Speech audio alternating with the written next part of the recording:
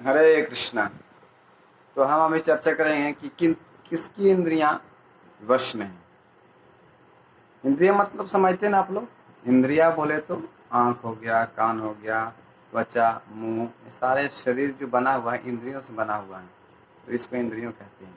तो इंद्रियां किसकी इंद्रियां वश में है, उसके बारे में हम चर्चा करेंगे। जैसे एक सफेरा होता है ना, सफेरा जो सांप पकड़ने वाला, वो सांपों को पकड़कर उसके सारे दंत रहते हैं, जो दांत रहते हैं, वो तोड़ दिए जाते हैं, या तो उसको कुछ ऐसा दवा से उसको विषहीन कर दिया जाता है ताकि काटे तो उसका विष चढ़े नहीं।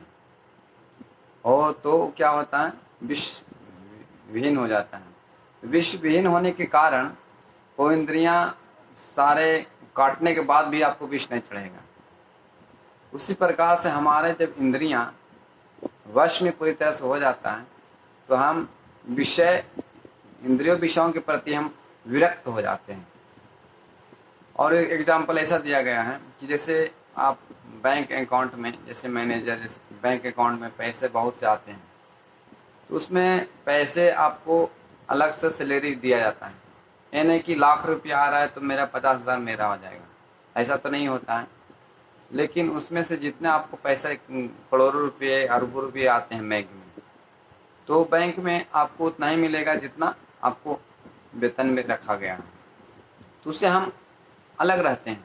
आपको पैसा कम आए या ज़्यादा आए, हम उससे विरक्त रहते हैं और सब सारे पैसे मैं उनको दे देता हूँ। तो उसी प्रकार से जब भगवान की सेवा हम करते हैं तो उसमें कोई आसक्ति नहीं रहती है, उसमें अटैचमेंट नहीं रहता है कि भगवान के लिए करोड़ों रुपये हम खर्चा कर सकते हैं, करोड़ों रुपये डोनेशन ला सकते हैं और भगवान के लिए हम महल बना सकते हैं, और लेकिन अपने लिए कुछ भी नहीं। तो भगवान के हम सेवा में बड़े बड़े कार्यक्रम कर सकते हैं, लाखों करोड़ों हम भगवत गीता बांट सकते हैं, लोगों को प्रचार कर सकते हैं, लोगों को उद्धार कर सकते हैं, लेकिन अपने लिए नहीं कर सकते। क्योंकि जब हम भगवान की सेवा में जब इंद्रियों को लगाते हैं तो सारे इंद्रियां दमित हो जाती हैं, और दमित इंद्रियां फिर विषयों से डर नहीं रहता है। जैसे हम बहुत से अलग अलग मंडेन म्यूजिक सुनते हैं, फिल्मी गाने सुनते हैं, तो इन हमारे कानों के माध्यम से हृदय में जाते हैं, और हृदय में जाने से कारण हमारे काम इंद्रियां हो जाती हैं। तो उसमें इंद्रियों से हम विषयों के प्रति फंसने का डर रहता है। लेकिन जिसकी इंद्रियां भगवान की सेवा में पूरी तरह से लगी हुई है, उसको किसी प्रकार का डर नहीं रहता है। हम पहले भी चर्चा कर चुके थे कि राजा अम्बरीश महाराज के जीवन में सारे इंद्रियों को भगवान की सेवा में लगा दिए थे, तो उनकी इंद्रियां सारे वश में थी। हम कोई भी इंद्रियां ऐसा स्वतंत्र नहीं देना चाहिए, और मन को खास करके भगवत गीता में ही बताया गया, 6वां अध्याय पढ़ेंगे आप, तो मन एक प्रकार से हमारा मित्र है और शत्रु भी है। मित्र कैसे है, जब हम भगवान के प्रति, हमारा मन भगवान के प्रति चिंतन में, भगवान की सेवा में, भगवान के बारे में और भगवान की कथा में जब लगाते हैं मन को, तो हमारा मित्र है।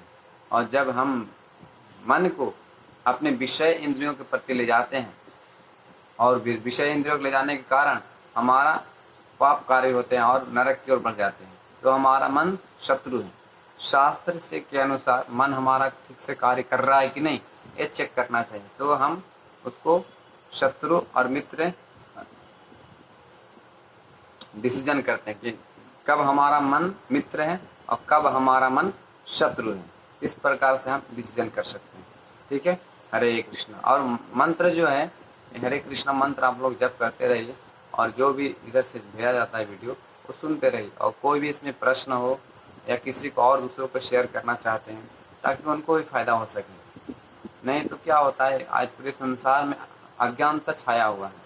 जब श्रीमद् भगवद गीता का एज इट इज ज्ञान दिया जाएगा तो उसके जीवन में बदलाव आएगा और उसका भी कल्याण होगा। इस प्रकार से वीडियो को सब्सक्राइब करेंगे तो आपको एक हर दिन नया वीडियो मिलते रहेगा और लोगों को फायदा कल्याण होते रहेगा। ठीक है, हरे कृष्णा कृष्ण कृष्ण हरे हरे, हरे राम राम राम हरे हरे।